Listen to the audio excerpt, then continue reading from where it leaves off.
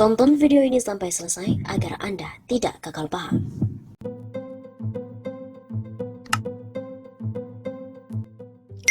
Mahasiswa ungkap Presiden Jokowi tidak mampu lagi mengelola negara.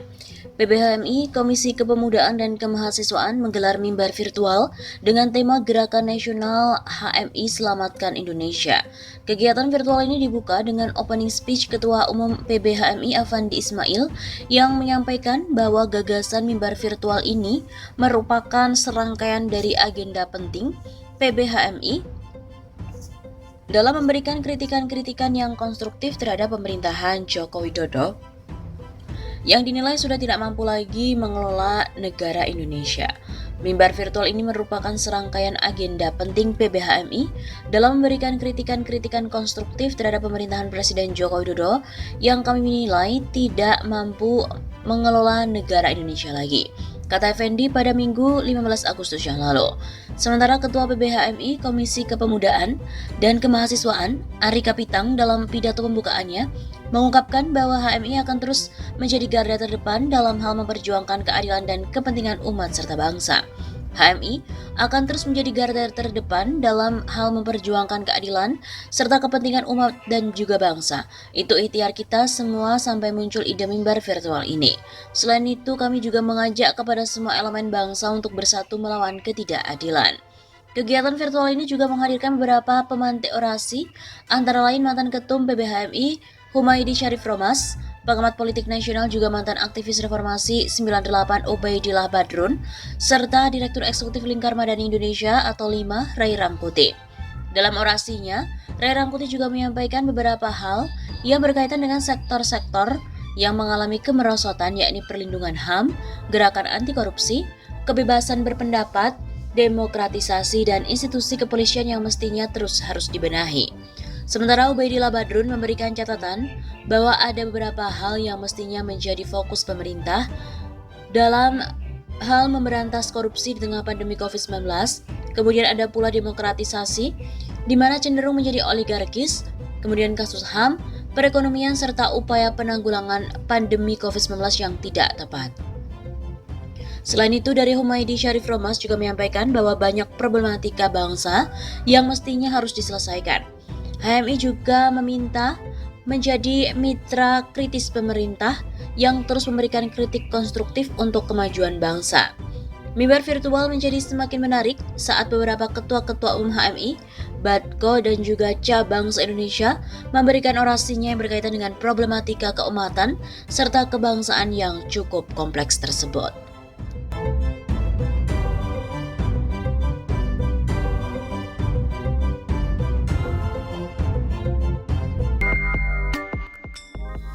Usai Jokowi The King of Lip Service, muncul panggilan Revolusi Indonesia 2021 dari PBHMI.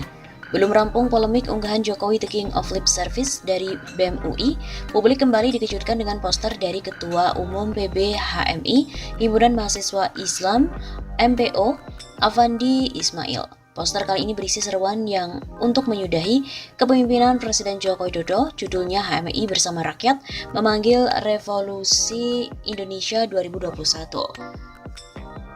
Dalam gambar yang dilengkapi oleh Afandi Ismail mengenakan atribut HMI itu juga tertulis, Jokowi harus turun, rakyat berdaulat, bentuk pemerintahan sementara, selamatkan demokrasi Indonesia untuk Indonesia menang.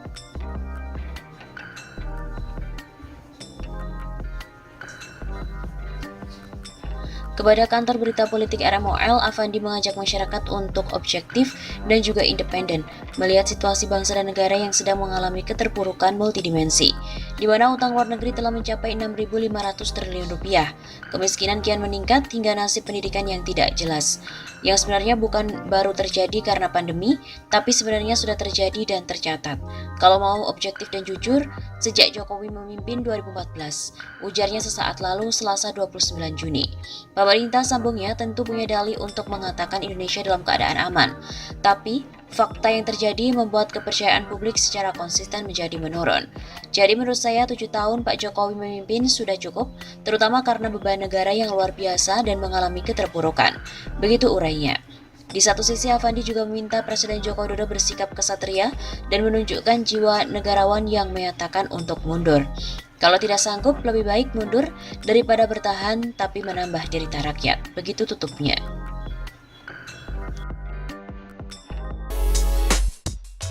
Presiden Jokowi dituntut dan disomasi oleh lapor COVID-19 dan juga 107 lembaga swadaya masyarakat.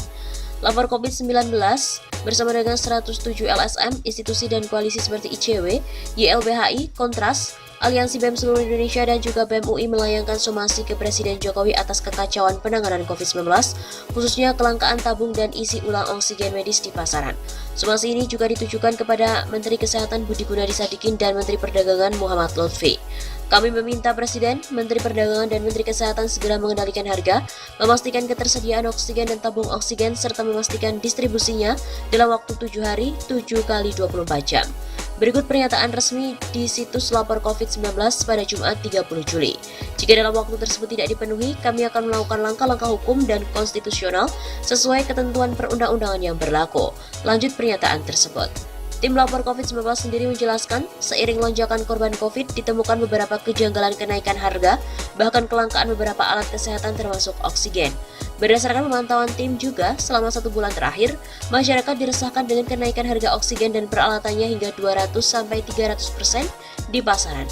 Selain itu, somasi juga diberikan mengingat akibat kapasitas rumah sakit tidak memadai, sehingga membuat sejumlah pasien corona terpaksa menjalani isolasi mandiri di rumah. Bahkan untuk mereka dengan komorbid yang menurut keputusan Kementerian Kesehatan nomor HK sekian tentang panduan pelaksanaan pemeriksaan, pelacakan, karantina dan isolasi dalam rangka percepatan pencegahan dan pengendalian COVID-19 tidak diperbolehkan menjalani isolasi mandiri dan harus dirawat di rumah sakit. Isolasi mandiri tanpa peralatan lebih untuk mereka dengan komorbid tentu menambah risiko. Data lapor COVID-19 menunjukkan sejak Juni sampai 18 Juli 2020, terdapat setidaknya 675 pasien COVID yang meninggal saat menjalani isoman. Jelas pernyataan tersebut. Koalisi juga menerima pengaduan pasien COVID yang meninggal saat mencari rumah sakit, juga meninggal saat duduk di kursi roda mengantri kamar di rumah sakit dengan saturasi oksigen yang terus menurun. Lapor COVID-19 bersama dengan koalisi menilai hal-hal tadi menunjukkan kegagalan dan atau tidak dilakukannya kewajiban hukum pemerintah, yaitu yang pertama, kegagalan penyediaan dan penyiapan sejak tanggap bencana, kedua, kegagalan memenuhi kebutuhan dasar pada saat tanggap darurat, ketiga, kegagalan memenuhi kewajiban mengendalikan harga. Tindak pidana dalam menghilangkan nyawa bukan saja kesengajaan, tetapi juga kelalaian yang menyebabkan mati. Jelas, terdapat kewajiban yang tidak dilakukan sejak pra-bencana hingga bencana non-alam terjadi di Indonesia, yang salah satu akibatnya hilangnya nyawa rakyat Indonesia. Lalu rakyat bertanya, apa kesibukan pemerintah? Rakyat mencatat Presiden dan bawahannya malah sibuk dengan Omnibus Law Cipta Kerja sejak September 2019 hingga Oktober 2020. Papar tim lapor COVID-19 bersama dengan koalisi. Omnibus Law Cipta Kerja sendiri pertama dicetuskan Joko Widodo dalam pelantikannya sebagai Presiden periode 2 pada September 2019 saat pandemi belum terjadi. Artinya Presiden dan jajarannya menjalankan business as usual dan mendahulukan rencana sebelum adanya pandemi COVID-19. Bersama lapor COVID-19, somasi itu telah ditandatangani oleh lebih dari 107 LSM, institusi dan juga koalisi.